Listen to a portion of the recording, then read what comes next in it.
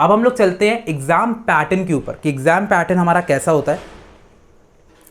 तो यहाँ पर एग्जाम पैटर्न को अगर मैं देखता हूँ तो यहाँ पर अब थोड़ा सा लिख के बताना पड़ेगा, चलो लिख लेते हैं।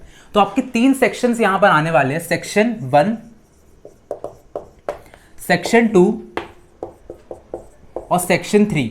ठीक है, इन तीनों को बहुत अच्छे समझ लेना तो समझ में आ जाएगा कैसे क्या एग्जाम होने वाला है। सबसे पहले आपको लैंग्वेज आता है।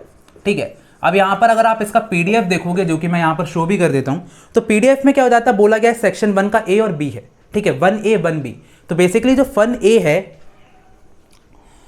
थोड़ा सा बता देते हैं, 1A जो है उसमें क्या आती हैं, 13 लैंग्वेजेस आती है, 1B में 20 लैंग्वेजेस आती हैं।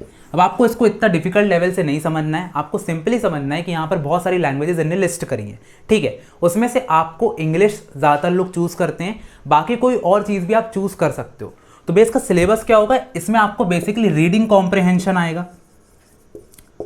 ठीक है, रीडिंग कॉम्प्रिहेंशन आ सकता है, इसमें आपको वोकैबुलरी आएगी और इसमें आपका एप्टीट्यूड आएगा। अब एप्टीट्यूड क्या हो जाता है, स्पेलिंग एरर हो गया, एंटोनिम्स हो गया, सिनोनिम्स हो गए, सारी चीज़ें तुमको यहाँ पर आ जाएंगी। ठीक है, तो उसका भी एक पूरा का पूरा होता है, उसको देख लेना एक बार, आराम से समझ में जाएगा। तो ऐसे करके एप्टीट्यूड यहाँ पे आता है। ओके, देन हमारा आता है डोमेन। डोमेन में आपको यहाँ पर 27 डोमेन मिले हैं, वही मैं कहूँ 27 डोमेन आपको यहाँ पर मिले हुए। 27 डोमेन में से अब अगर मैं सीधे सीधे बात करूँ तो इसमें आपका अकाउंट्स, बिजनेस और इको आ जाता है। अकाउंट्स, बिजनेस और इको, इन तीनों को आपको मेनली चूज़ यहाँ पे करना पड़ेगा। मैथ साइंस वाला बंदा है तो वो फिजिक्स, केमिस्ट्री, मैथ्स, अब वो जो चूज़ करे, यहाँ पर आपको डोमेन में ये चीज़ आती है। ठीक है, मैथ्स भी इसी में जाता है, पर अभी आपको मैं समझाऊंगा कि उसका क्या चीज़ें हैं, उसमें क्या दिक्कत आ सकती है। देन आपका सेक्शन 3 में जर्नल टेस्ट आ जाता है। अब जर्नल टेस्ट को बहुत ही हाइप बनाई गई है, जर्नल टेस्ट क्या है, देना चाहिए नहीं देना चाहिए, वो भी अभी आपको वीडियो के एंड में बताऊंगा। पहले समझ लेते हैं इसमें क्या आता है। कॉन्ट्स, जिसमें आपकी 10 तक की मैथ्स होती है। सेकंड आता है आपका जीके, जो कि कहीं से भी आ सकता है, इसका कोई ऐसा कुछ रहता नहीं है। करंट अफेयर्स, तो करंट अफेयर्स की अगर मैं बात करूं तो लास्ट 2-3 महीने के आपको करंट अफेयर्स आने चाहिए, तो आपको बन जाएगा। ठीक है, इसके अलावा अगर मैं बात करता हूं तो इसमें आ जाता है लॉजिकल रीजनिंग। 4 चीज़ें आती हैं भैया,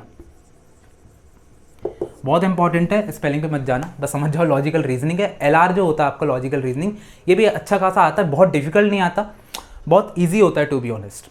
अगर आपको थोड़ा सा लॉजिक आता हो तो ब्लड रिलेशंस हो गया, ये सब चीज़ हो गई, बहुत अच्छी चीज़, मतलब मज़ेदार होता है। ये वाला जो सेक्शन होता है मज़ेदार होता है, बस मुझे इसमें कॉन्ट्स नहीं पसंद क्योंकि मैथ्स है ना यार, तो पसंद नहीं आता, बाकी सब कुछ इसमें सही है।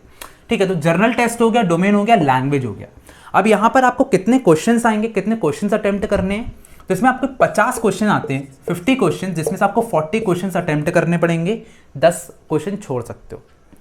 यहाँ पर आपको 35 और 45, जिसके कुछ सब्जेक्ट्स होते हैं इसमें आपको 45 क्वेश्चन आएंगे, उसमें से 35 अटेम्प्ट करना है। किसी में 50 क्वेश्चन आएंगे, उसमें से 40 अटेम्प्ट करना है। तो ऐसे करके आपको समझना है कि ईजी चीज़ है, ऐसा कोई दिक्कत नहीं है। देन यहाँ पर आपको 60 में से 50 क्वेश्चन जो हैं वो अटेम्प्ट करने हैं जर्नल टेस्ट में, तो इसमें ज़्यादा क्वेश्चन आएंगे क्योंकि इसमें 4 चीज़ें भी है ना, ज़्यादा क्वेश्चन आते हैं। ठीक है, अब यहाँ पर सारे जो है आपको बहुत अच्छे समझना है कि इन सब में आप 10 सब्जेक्ट्स ही चूज़ कर सकते हो। बहुत सारे सब्जेक्ट्स है, 27 डोमेन है, 13 और 20 लैंग्वेजेस हैं, तो आप इसमें से मैक्सिमम 10 सब्जेक्ट्स ही चूज़ कर सकते हो, इससे ज़्यादा आप चूज़ नहीं कर सकते। ठीक है, और फीस भी अलग अलग है, 3 सब्जेक्ट चूज़ करने पर अलग फीस है, 7 सब्जेक्ट में, 10 सब्जेक्ट में अलग अलग फीस है, तो प्लीज़ उसको भी ध्यान दे थोड़ा सा। ऐसा नहीं सब कुछ ही चूज़ कर लिया, ऐसा नहीं करना है। बट हाँ, हम ऐसा चूज़ करेंगे अगर आपके पास है अच्छा खासा, मतलब आप चाहते हो ज़्यादा से ज़्यादा चूज़ करना तो बहुत अच्छी बात है। जितने ज़्यादा सब्जेक्ट चूज़ करोगे उतनी ज़्यादा आपकी जो एलिजिबिलिटी है वो ओपन होती जाएगी। ठीक है, एक और चीज़ बहुत अच्छी समझना है, एनटीए ने बहुत क्लियरली यहाँ पर मेंशन किया है कि अगर आप जो हो क्लास 12 में आपने जितने भी सब्जेक्ट्स पढ़े हैं, आपको वैसे ही सब्जेक्ट चूज़ करना है, ऐसे नहीं आप कुछ भी सब्जेक्ट चूज़ कर लोगे। ठीक है, पता चला वरना कॉमर्स का बच्चा फिजिक्स केमिस्ट्री चूज़ कर लिया, ऐसा नहीं कर सकते। क्यों? क्योंकि आपने क्लास 12 में वो चीज़ नहीं पढ़ी है। तो जो पढ़ा है उसी को चूज़ करें ताकि यहाँ पर दिक्कत ना जाए, क्योंकि आगे जाकर के सब्जेक्ट मैपिंग होगी और सब्जेक्ट मैपिंग में आपको बेसिकली ये दोनों मिलाना पड़ता है। ठीक है, तो वो उस पर भी बाद में हम उसको थोड़ा सा ज़्यादा अच्छे समझेंगे, बट आपको अभी ये समझना है कि क्लास 12 के सब्जेक्ट्स ही आप जो यहाँ पर सीयूटी में चूज़ करोगे। ठीक है, ये चीज़ मैंने आपको बता दी है, एक बार और चेक कर लेता हूँ, कुछ छूटा तो नहीं है, बिल्कुल कुछ नहीं छूटा है। अच्छा हाँ, मार्किंग स्कीम कैसी होगी, आपको +5 मिलेगा, 5 नंबर मिलेंगे अगर आपने एक क्वेश्चन को सही किया। अगर आपने एक क्वेश्चन गलत कर दिया तो नेगेटिव मार्किंग -1 हो जाएगी। तो यहाँ पर ऐसा नहीं कि धड़ल्ले से मतलब बिना आँख बंद करके जय माता दी करके पूरे के पूरे क्वेश्चन यहाँ पे लगा दिया, ऐसा नहीं करना है।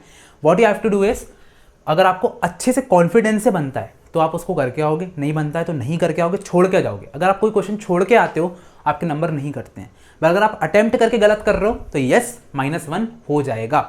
इसलिए भैया अच्छे से पढ़ाई करनी है सीयूटी के लिए, ठीक है। ऐसा नहीं है कि ऐसे ही बस क्योंकि हमसे क्लास 12 में बहुत अच्छे से आता है तो हम सीयूटी भी कर लेंगे, नहीं, आपको गाइडेंस की ज़रूरत बहुत पड़ेगी इसमें, ठीक है।